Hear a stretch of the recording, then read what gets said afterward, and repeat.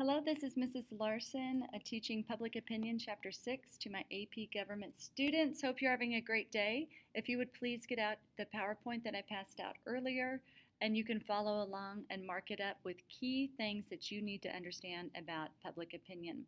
As we go through this, I just want to mention several of the key areas under public opinion. I want to make sure that you can explain American political culture, and that's what I'm going to start with. I want to make sure that you understand and can define public opinion, how it's measured, how it shapes public policy, and how we use it in discussion. I will stop the first screencast after these two and then do another screencast to answer some of these questions.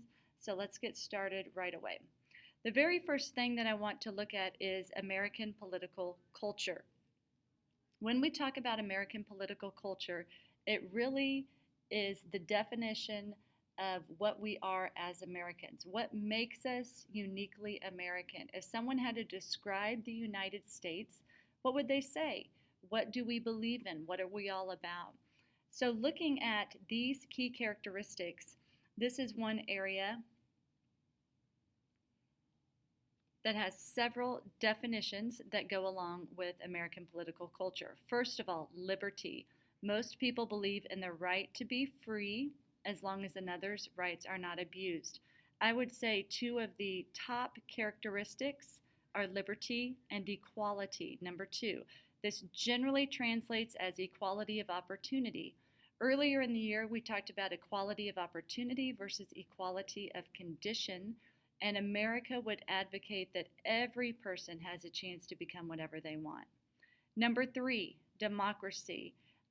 Very uniquely American in that we began the modern democracy movement. Elected officials are accountable to the people. You know that we have a republic where we elect representatives to make decisions for us. And in a direct democracy, every single person would participate. The next characteristic, individualism. The individual's rights are valued above those of the state. This is one thing that uniquely set us apart, especially at the founding of our nation, where the state did not serve as the end-all, be-all. Rather, the people had the state serve them. So the individual's rights are valued above the state. Individual initiative and responsibility are strongly encouraged. The next characteristic of American political culture is the rule of law. We often call this limited government, but government is based on a body of law applied equally and fairly, not on the whims of a ruler. I think this is one of the most important characteristics when you look over time at our country. We have stood for the Constitution and what that embodies. And the last one, nationalism. Despite some current negative attitudes, most Americans are proud of our past and tend to de-emphasize our problems. You might hear the phrase, that's un-American if you do such and such. We take pride in being Americans, and that's one of the key characteristics that people would point out. So in defining American culture, especially American political culture, I wanted to take you to the next slide. There's a person who wrote a book. His name's Alexis de Tocqueville. In 1831, he came to America, and he was very curious as he was a French sociologist and political theorist. He wanted to see what this democracy experiment was all about. So he traveled to America to look at the prisons, to really study democracy in action, and he wrote a book called Democracy in America. This is probably one of the most famous books of the 19th century. It was published in 1835 and really is a commentary on equality and individualism in America. So we can see a snapshot of time what a political outsider, somebody from France, thought about our country and these new principles that we had founded with our United States Constitution. So Tocqueville really gives us a very unique perspective of political culture in America.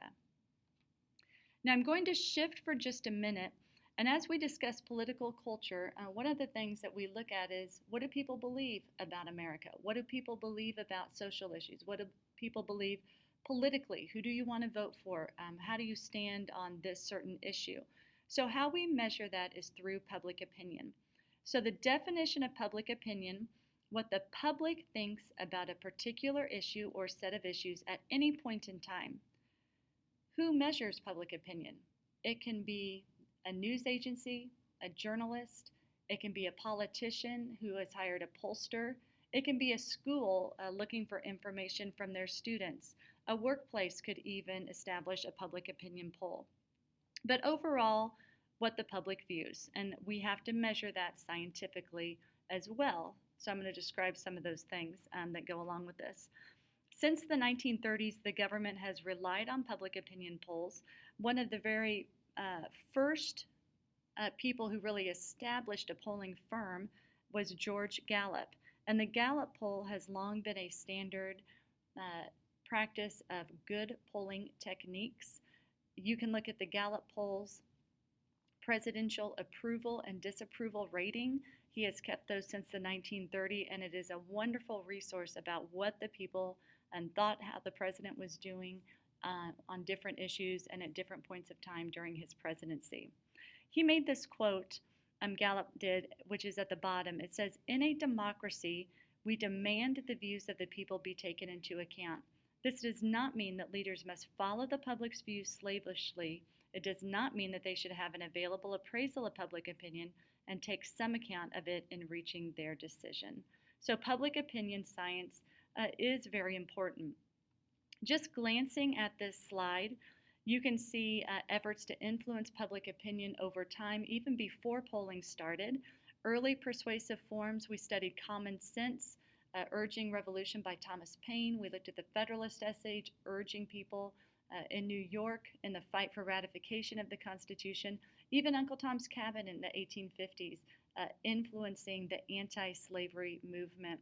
Woodrow Wilson during World War I used the newspapers and the media to unite America during the war effort. Today we have instantaneous communication, which does make it more difficult for the government to manage public opinion. Newspaper outlets, even individuals, can post anything on Twitter or Periscope or Instagram, and it can instantly become a news story, which is very different from how the government used to look at public opinion. Starting with the Iraq War in the early 90s, journalists, we embedded reporters to follow the war. So things were covered differently rather than just getting a report from the government. And the internet, and of course, everybody having a computer in their hand through iPhones, etc., with video recorders, has really changed the scope of how we communicate news.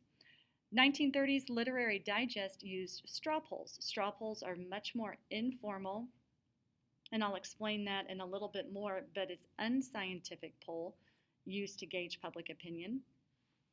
In the 1940s, polling expanded to businesses, and more politicians used it to market ideas and products. One example of Gallup that had a little setback when they predicted that Dewey would win the presidential race, and actually Truman came from behind. And that famous picture that says Dewey defeats Truman after Truman was declared the next president didn't set well with polling firms at the time. Social science and different other social topics also were covered in magazines, so that was that last statement before we go on with this slide. Now what I want to go over here, there are ways that public opinion is formed. And these three ideas, it's very interesting to look at how public opinion is shaped over time. But this comment right here, I put people filter ideas about politics through sociological factors. Those are things like their family and school. But they're also influenced by personal benefits. One example is people vote with their pocketbooks. The thought that I'm going to vote for the person who will make it easier for me economically. I'm going to vote for the person whose economic stances identify with mine, so my situation becomes better. It's very common for people to vote with their pocketbooks, and that's what they think, so people try to shape public opinion through that. Even the elderly, when politicians do commercials, they focus on Social Security to get the elderly vote. The second thing that you might look at in shaping public opinion, not just personal benefits, but really, what do they know about politics? The more people know, the more they're willing to participate, and the more they're going to understand the polling and to give more accurate responses. Politicians know this, and they definitely try to target people and inform them and influence them to their way of thinking. The next one, number three, cues from leaders or opinion makers. If a person has a lack of a deep conviction about any issue, whether it's Syrian refugees or going to war or abortion or vouchers in the school systems, if somebody doesn't care about an issue, they're going to be swayed easily if a person is persuasive.